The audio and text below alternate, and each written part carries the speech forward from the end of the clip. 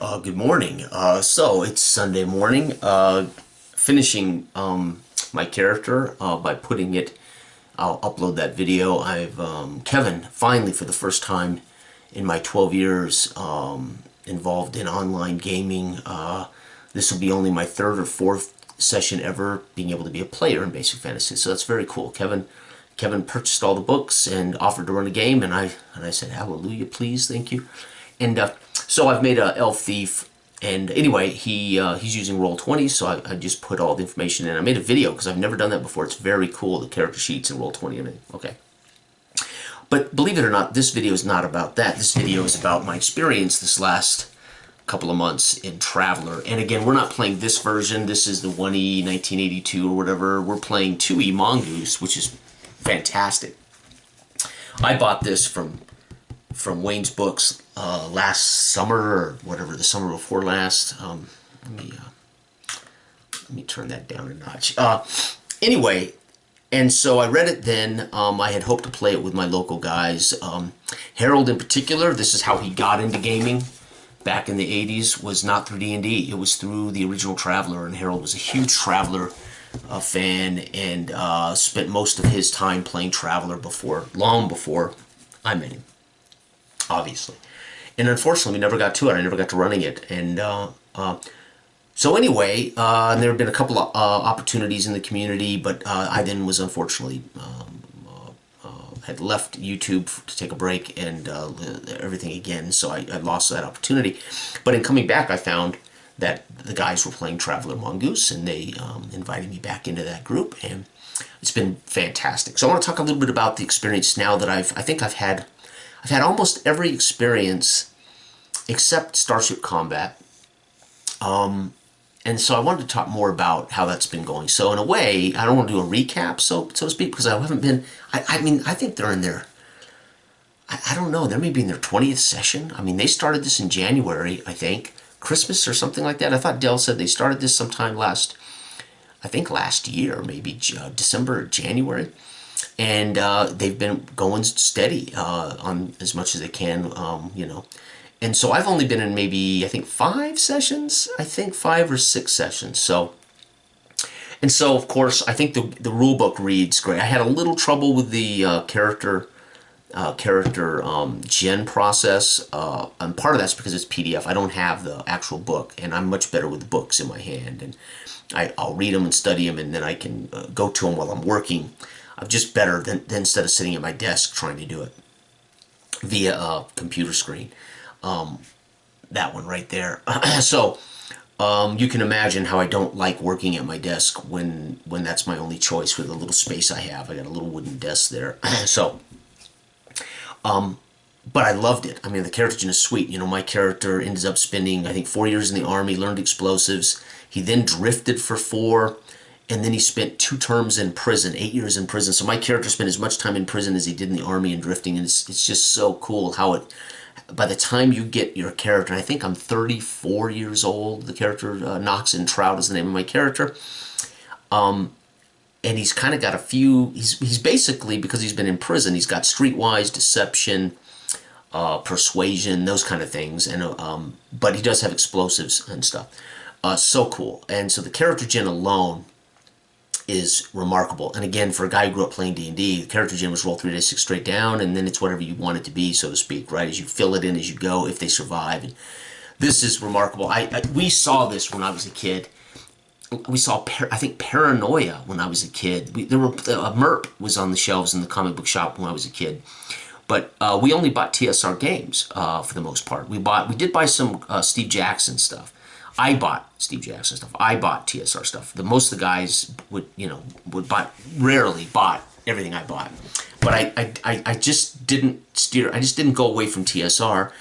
And so I think at one point we saw Traveler in a Dragon magazine or something. There was some talk about it in some magazine, and we all went, well, I don't think we can figure that out. We just weren't. I think deep down, since I was the GM, or DM of everything we ran, 99% of the time, that I was intimidated by this. And I hate to say that, because I think it's brilliant, I think it's simple, and I think it's utterly, completely different than the D20 in the nature of how this feels. Of course, aesthetic but also how it feels in play. That there's just can't say enough about that difference. But it's simple. It's as simple and old school as D20 D&D, right? In that sense, right? Okay. It's a little more complicated and a little deeper in certain ways. And now again, I'm gonna have to talk mostly about 2E, what I've been able to experience in 2E. Okay. So where do I start? The crew's great, right? I think there's 5 guys in this group. We've got Roy. He's a retired colonel, full board retired colonel. I think he's 40 something. We've got Javier. Oh God, believe it or not, I'm not certain I know Javier's background. Javier's kind of our business manager, which is very cool. He keeps us straight. He keeps our money straight. He keeps our ship. He just keeps us. He's almost our CEO, which is freaking cool. We've got Sam, played by Del. By the way, Javier's played by Eloy, and Roy's played by Jose, and Del is Sam. And Sam's kind of I think a computer guy and kind of a pilot as well. And of course, Javier does a little of those things as well. Roy's kind of the lock and load type, and Jeff is a Marine as well. Jeff is played by Jim, and he's got a high social standing, not unlike my character. We both have the highest social standing. My character actually lost a point in social because he spent that time in prison, and one of the injuries I suffered in prison was my family had learned about my stint in prison, and it affected my noble status. I went down from a 12. I actually rolled a 12 for my social, and it dropped to an 11. And Jeff is like a Marine with a high social as well. And then I'm kind of the new guy, right? I just joined the crew, and I spent so much time in prison that I base everything that I deal with on that experience. And I tend to be cynical, and I tend to be quiet, and I tend to want to be in confined spaces, ironically, because I've spent so much time in confined spaces. So having a blast. And again, this is 2 dice 6. Target number is generally 8. There can be changes in that, modified up or down. Very, very simple, very smooth. This has Mongoose has banes and boons, which is great. It adds that 3rd die. If it's a boon, you add that 3rd die. You take the 2 highest. If it's a bane, you roll that, and you have to drop drop the highest and take the 2 lowest. In a way, right? That's what I do anyway. When we're playing, I just drop the high. So probably not quite right. I probably should have a 3rd colored die, and that becomes my boon, which doesn't make sense if I rolled a 6 on the boon. So I just take the 2 lowest. Anyway, it's fantastic. And it's skill-based, right? So you apply your skill to it, and you apply your attribute number to that, and that modifies those dice to get that number. Then there's also degrees of success and degrees of failure, so to speak. It's fantastic. But it's the last session I really want to talk about, because this was my first time having the full-blown, so I had a couple of concerns when I went into this. I'm not a huge sci-fi guy. I don't read all the sci-fi books. When I was growing up, I read fantasy or history. I read biographies, and I read a lot of history I basically I read history, biographies, and some fantasy. So I had very little science fiction background other than television and film, right? And of course, that's where a lot of people get their aesthetic and get their feel, is what inspires them at the table. And for me, it's been film. And so I'm coming to this with my chief doubt, my chief concern about my role play is, will I get the aesthetic? Will I fit into this traveler aesthetic? Because it's not Star Wars, right? It's not high pulpy. Star Wars is fantasy with in space, right? That's all. Star Wars is basically fantasy. It's magic and it's light swords, and right. So, but it's pulpy, right? And Alien is a little more I would say Call of Cthulhu. I would say Alien might be like Call of Cthulhu in space, right? In a way, except, well, not really, but so I wasn't quite certain how I would feel here. So I filled them out quite a bit, and we had some conversations even after I played the first session. What are we looking at? 2001: A Space Odyssey. What are we looking at here? And I tend to like a more grounded, kind of real sci-fi, but I'm not concerned about whether we get the science just right. You know, there might be moments where I have no clue. It goes over my head. I don't, you know. So I just play that like it goes over Noxon's head. I mean, you know, you can exist in the future and not be savvy about this stuff. So Noxon, if he doesn't get it, Noxon doesn't get it, right? Okay. So I'm loving it, right? And I'm starting to get a feel for it. I'm starting to fit into the group. I'm starting to find my place among this pretty big party. I mean, there's 5 or 6 guys playing this. And Antoine, or CGA, is doing a brilliant job running this, okay? And the last session was superb, and I'll talk a little bit about that. So why I feel like I can make this video now is in that session, lots of traveler things happened, I think. Number one, we were trying to escape from a dock, and that we have clamps on it. So we can't just tear away. They are pursuing us. These are basically, we assume, the authorities, but it doesn't make any difference. They're pursuing us. Noxon's not privy to why they're pursuing us. Some of the guys in the party may have known that with a conversation with somebody else, but Noxon's not aware of why we have to get the hell out of here, right? Other than there's been some weird stuff happening. But aside from that, Noxon does know, because he picked up a security earbud off a casualty. And the guy said, "I'll pay you 500,000 credits to take his life right now." So I know somebody's. I'll put a bounty on all of our heads.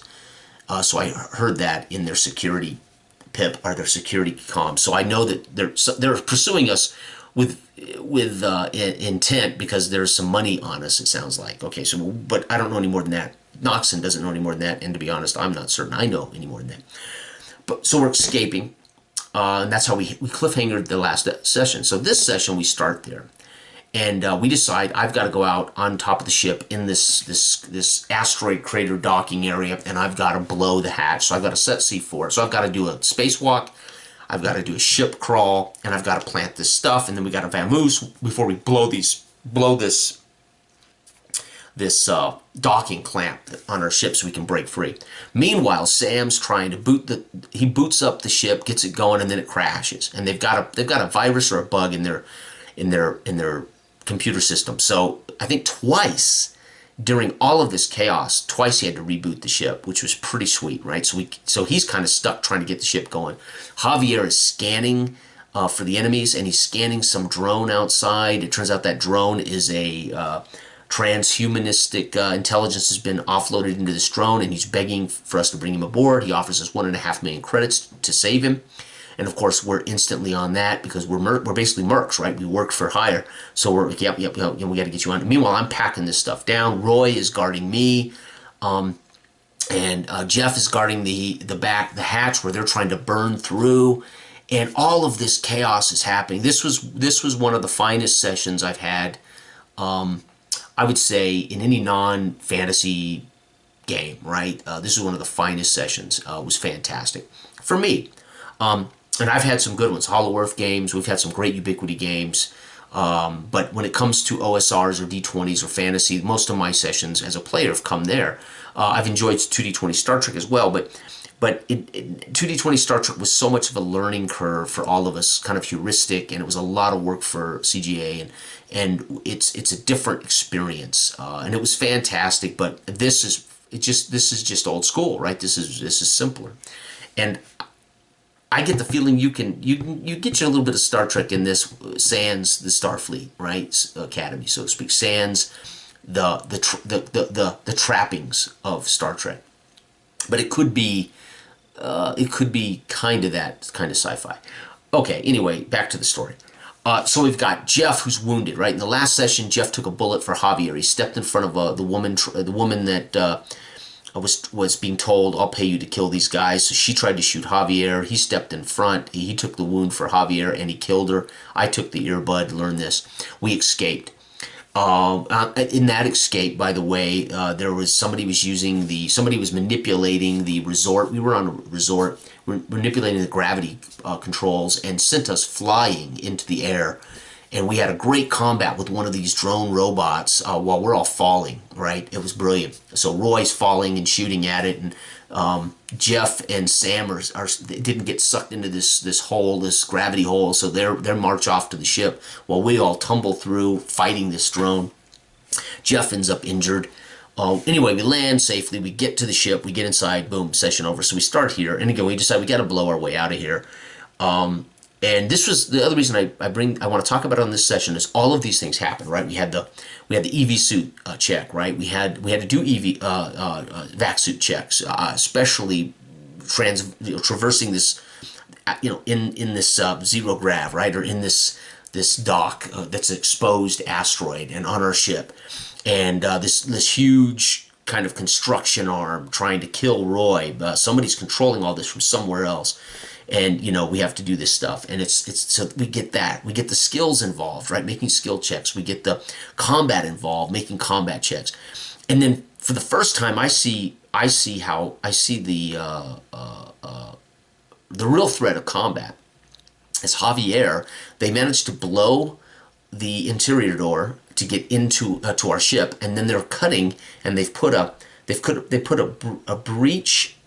They've attached a breach level anti-personnel device on the hull, and it blows. And Javier's in there with it. He can't get out of the way. And Jeff had left. He went to do something else, fortunately. Sam was still in the cockpit. I was on the roof with Roy, running toward the hangar so we can drop in and get the hell out of here. And it blows, and it just torches Javier. It takes out his all of his endurance, and I think it takes out most of his dexterity. So what I love about this is all the damage comes off of endurance first. And when that's reduced, other damage starts going off your other attributes. So your attributes take a licking, right? And I think if your strength goes to 0, you die. I think that's the rule. I can't remember right offhand. I didn't read it all. Well, I've read it, but I haven't read it since before I wanted to do this. But the point is, he got blown to hell. And, of course, I was coming into that bay with my shotgun when they blew it, and I was prepared to fight these two women, these two commando women in catsuit commandos. And I thought, I'm at that point when I come in and I see Javier's hanging and he's almost dead, I'm prepared. Knox and red lines. He's thinking, I'm going to kill somebody. Meanwhile, Sam's able to jerk the ship free. He basically fells the first roll, and the ship has taken a beating from this arm. I think it took 40 something points of damage. We have I don't know how much damage left on this ship. So our ship is beat to hell. Javier is almost dead. I'm wounded. I took bullets from the outdoor, somebody shooting a weapon at us from a distance. I took wounds. Jeff's already wounded. So we're all beat to hell. Sam's, chilling in the cockpit, waiting, for us all to get on board. We blow the thing loose. We're trying to tear it free. Again, second big, so far, this one's, aside from Starship Combat, we do almost everything in this session, in my opinion, right? So the other big thing is, then Roy is he's our only medic. He's our only, combat medic, or first, so he can apply first aid on the go, on the fly. So as we tear loose and we're flying off the horizon line, trying to get away, our ship is beat to hell. We're all beat to hell. Javier's dying. He's able to use first aid to at least stabilize his dex up. I think he can bring up 2, but he can't do any more than that. I think he can bring up 1 or 2. I can't remember which. But the point is, I'm seeing not only how the combat and damage work, which is very cool, but I'm seeing how the first aid works and how the medicine works. And of course, everything in this, this was truly chaotic. Again, handled with a plum, right? Handled with the chaos of us being in different places, all the chaos of the different things that are trying to kill one, the robot arm trying to bash her ship and kill Roy, and Roy firing at that, and Jeff down below trying to keep the women, trying to confuse the girls while they're trying to cut through the ship by taunting them through the portal. Which was great. He's trying to use his charm to kind of confuse them, which he managed to do, I think. And I say I think because Antoine doesn't say you did. He just narrates what they're doing. And he narrates that they kind of back off and they're looking around as the ship's getting banged and everything. And the explosion goes off. So he doesn't just, we know with a roll whether Jeff succeeds, if it's an 8+ or whatever. But so all this craziness going on. And then Roy climbs in the turret as we fly away, and he lights up. He lights up that corridor, pretty much. I'm sure killing those two commandos that were after us. Fantastic. It felt very. The irony is, although very sober, very grounded, very very very traditional kind of I don't say realistic. I never want to use the terms realistic when we're talking about gaming like this, when we're dealing with aliens and laser guns and we're traveling all over this. It's not real, right? None of these things are real, but it feels very grounded, very realistic, very grounded science fiction. But at the same time, this felt in a way very much. Again, I don't have as many things to draw on, but it felt very much like a kind of a grounded Star Wars moment, right? It felt like a Star Wars thing, right? All this chaos is going on. One guy's doing this, one guy's doing that. We're over here. Roy's guarding me. I'm getting shot. He's saving me, but twice Roy has to save me. I don't have my helmet on right, and he has to fix my helmet before I go in because I have a vac suit, but I'm pathetic. So I fell that, and he has to kind of correct my vac suit before we leave, and I get shot, and I fail my movement check across this thing, and he has to grab me and pull me into the hangar bay. So without Roy twice, I probably would have been in a dire straits. So unbelievable. This was the first episode, the first session. I felt like we were a team. I felt like we all fell into our roles. I felt like there was constant chatter, but it was all in character chatter. Even with Antoine, it was good. Everything was right here, man. We talk about immersion. That's what it was for me, right? It was utter immersion. I could feel my character sweating bullets packing in that C4 while this thing's banging the ship, and there's people shooting at us, and we can hear the Jeff saying, "Hey, dude, they're cutting through the door." Hey, all this crazy. So I'm sweating, and my character, it doesn't work under these conditions, right? He hadn't done this in 12 years, right? Not since he was in the Army. Packing C4, right? And of course he's a smoker. I tell him he's always smoking, wanting to smoke, so he's dying for a smoke, right? So anyway, we fly off, and I am so impressed with Traveler. I'm so impressed. These guys, I've been playing with these guys for years. So again, who you play with is huge too, and who runs games, and what you choose to play is a big deal. System matters. Again, who you play with matters, and how you play matters. But this is a keeper. There is no doubt I would play more of this. I would love to run it, but I'm not yet comfortable. I know enough. But there's no doubt when it comes to sci-fi, I'm not certain why.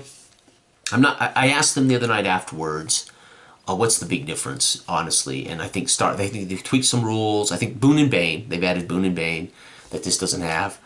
This, of course, was the original first edition, so this is all I own, so I don't have any other information, but also it's probably a little dated, like old D&D Homes or something as far as this. I love that, though. I love reading the old stuff. And I think Starship Combat, things like that have changed a little bit. So what's cool is, here we are flying away. Our ship, quite literally, I think has 9 or 10 hit points left, so to speak. Javier, has been at least rescued. He's still in bad shape, and he's immediately looking up what it's going to cost us to repair our ship, and it's going to be steep. It's going to be like 400,000 credits. And the little guy we saved that's in this drone, we need to offload his intelligence. It's a transhumanist kind of thing going on here. He can offload himself. He's like 300 years old, and he's willing to pay us $1.5 million, but they've blocked his resources. So on top of that, the little son of a gun tells us, well, I can't get you $1.5 million right now. So we're motivated because we need that money just to fix this ship. And without a ship in Traveler, you're not gonna, your career, if you survive but your career dies, you might as well die, right? So we don't want to lose our ship because it's the heart and soul of our career. We're travelers, right? Freaking awesome. I can truly speak to this now after, I think, 5 or 6 sessions, but the last 3 sessions have been fantastic. I missed one in there somewhere that probably was great too, but I missed that session. I'm going to miss, unfortunately, this week, so I'm going to miss it. But I'm telling you now, I can honestly speak to this. This is brilliant. I love it. And I love the Mongoose 2E at least. I get the feeling this would play just like it. And again, these guys are great. I haven't done any recaps. Because I've missed a couple of sessions, and but this one is worth because I had a chance now to experience almost everything except Starship Combat. So pretty cool. All right.